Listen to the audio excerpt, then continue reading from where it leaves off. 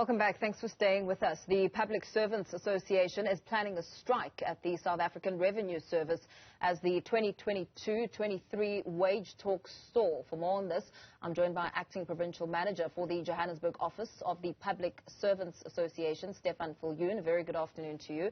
Thank you for your time. Talk to us about your intentions to strike. I know that you've already issued notice. Afternoon, Numpa, and afternoon to your viewers. Yes, that is correct. On the 12th of May, we've issued SARS of a notice to embark on industrial action after our wage negotiations has reached the deadlock, and after the CCMA tried to intervene and still could not resolve the deadlock. Unfortunately, the only other option is now to embark on industrial action and then strike. What are some of your demands? Because I know that SARS saw a 25% increase in profits for the 2021-22 financial year, and you're saying you also should be benefiting. That is indeed correct, yeah. We're asking for a inflation increase plus 7%, and that's also based on the fact that, yes, as an organization, SARS have reached their target. They've exceeded that target by 17 billion. In a private organization, any company that shows those type of results will surely reward their employees with higher increases or bonuses. Nothing like this has happened within SARS at this stage. In fact, they are being penalized to receive a 0% increase from SARS. You're also not speaking up on your own. FEDUSA has also joined in your call for an increase. How much is that helping in terms of getting and having your voices heard?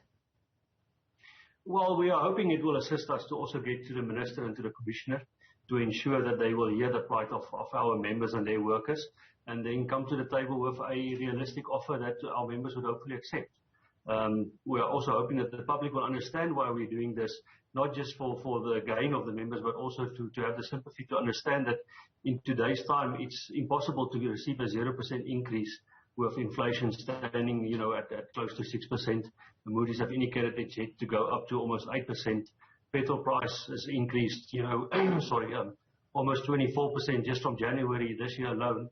Compared to last year, April, it's almost 48% for diesel that it's gone up. So, our members do not have the luxury of having money lying around, and they desperately need this increase to be afforded to them. As you call for intervention from the Minister, and of course, want him to urgently mediate to resolve the deadlock, how have your talks with the employer been throughout this process in terms of offers on the table? Our discussions or our wage negotiations were quite hostile this time around, unfortunately. We have just met an employer that just simply said that they don't have a mandate at this stage, and they cannot talk about any percentage increases.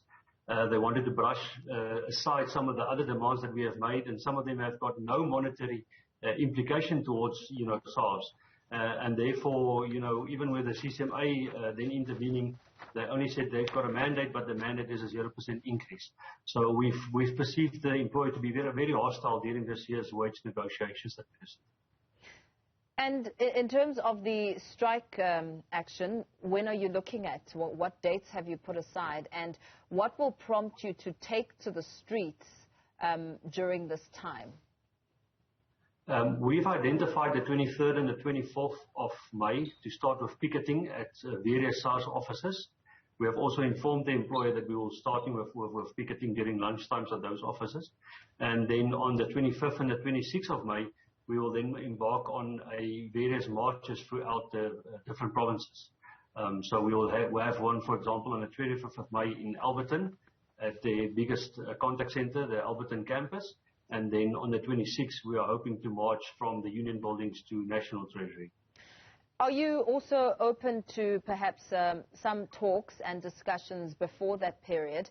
And are you receiving any indication that those talks will indeed take place before you take to the streets?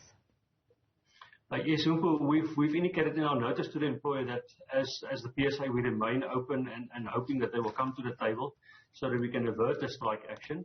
So if we do receive a call from the employer, we would be willing to engage with them and see if we can prevent strike action as well. But at this stage, there's no concrete plans in place to meet with them. You say SARS saw a 25% increase in profits. How much are you hoping to get from that?